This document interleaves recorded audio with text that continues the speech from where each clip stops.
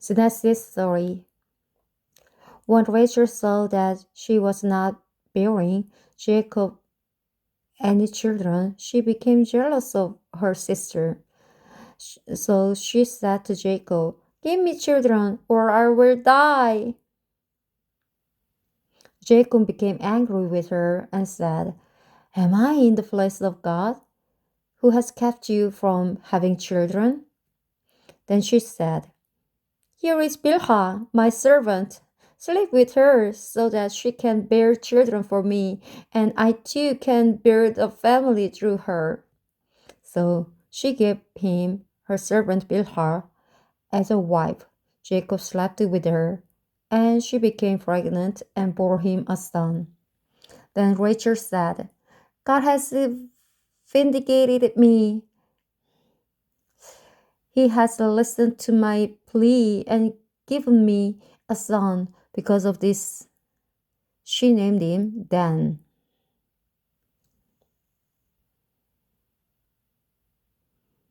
Rachel's servant Bilhah conceived again and bore Jacob a second son. Then Rachel said, "I have had a great struggle with my sister, and I have won." So she named him Naphtali. When Leah saw that she had stopped having children, she took her servant Zilpah and gave her to Jacob as a wife. Leah's servant Zilpah bore Jacob a son. Then Leah said, "What good fortune!" So she named him Gad. Leah's servant Zilpah bore Jacob a second son. And Leah said, "How happy I am! The women will call me happy." So she named him Asher. During wheat harvest, Reuben went out into the fields and found some mandrake plants, which he brought to his mother Leah. Rachel said to Leah, "Please give me some of your son's mandrakes." But she said to her, "Wasn't it enough that you took away my husband? Will you take my son's mandrakes too?" "Very well." Rachel said, "He can sleep with you tonight in return for your son's mandrakes." So when Jacob came in from the fields that evening, Leah went out to meet him. "You must sleep with me," she said. "I have hired you with my son's mandrakes." So he slept with her that night. God listened to Leah, and she became pregnant and bore Jacob a fifth son. Then Leah said, "God has rewarded me for giving my servant to my husband." So she named him Issachar. Leah conceived again and bore Jacob a sixth son. Then Leah said, "God has presented me with a precious gift. This time my husband will treat me with honor, because I have borne him six sons." So she named him Zebulon. Sometime later, she gave birth to a daughter and named her Dinah. Then God remembered Rachel. He listened to her and enabled her to conceive. She became pregnant and gave birth to a son and said, "God has taken away my disgrace." She named him Joseph and said, "May the Lord add to me another son." Jacob's flocks increased. After Rachel gave birth to Joseph, Jacob said to Laban, "Send me on my way so I can go back to my own homeland. Give me my wives and children for whom I have served you, and I will be on my way. You know how much work I've done for you." But Laban said to him, If I have found favor in your eyes, please stay. I have learned by divination that the Lord has blessed me because of you.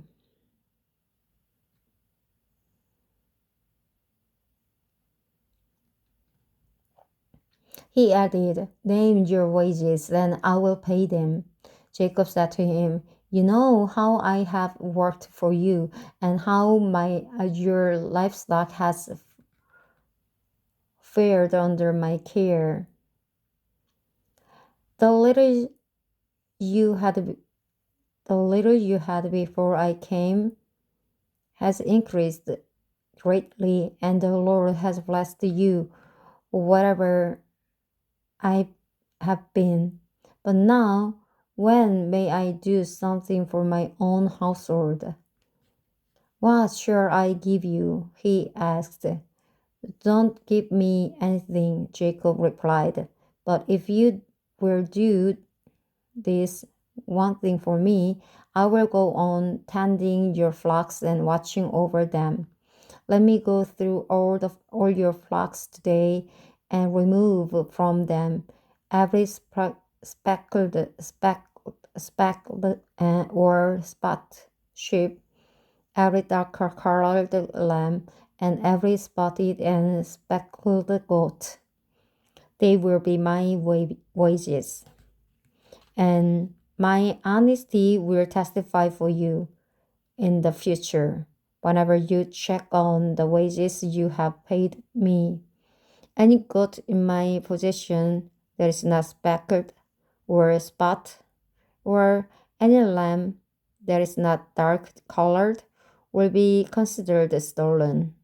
Agreed, said Laban. Let it be as you have said. The same day he removed all the male goats that were sprigged or spot, and all the speckled or spot female goats, all that had white on them, and all the dark colored lambs, and he placed them in the care of his sons. Then he put a 3-day journey between himself and Jacob, while Jacob continued to tend the rest of Laban's flocks. Jacob, however, took fresh cut branches from Hola, almond, and plane trees and made white stripes on them by peeling the bark and exposing the white inner wood of the branches. Then he placed the peeled branches in all the watering troughs so that they would be directly in front of the flocks when they came to drink. When the flocks were in heat and came to drink, they made it in front of the ranches, and they bore young that were sprigged or speckled or spotted. Jacob set apart the young of the flock by themselves, but made the rest face the sprigged and dark-colored animals that belonged to Laban.